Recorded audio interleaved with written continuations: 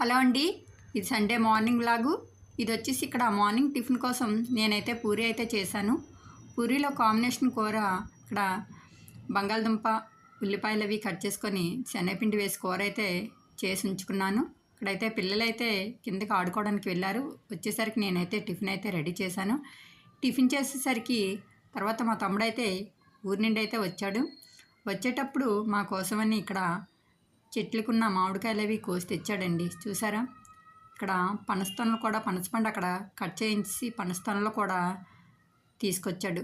చూసారా, ఆర్గానిక్గా పండిని ఎంతో చాలా టేస్ట్గా ఉన్నాయండి. వచ్చిన వెంటనే నేనైతే రెండైతే తినేసాను.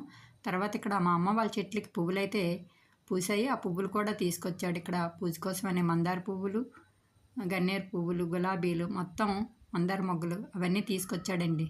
చాలా తీసుకొచ్చాడు.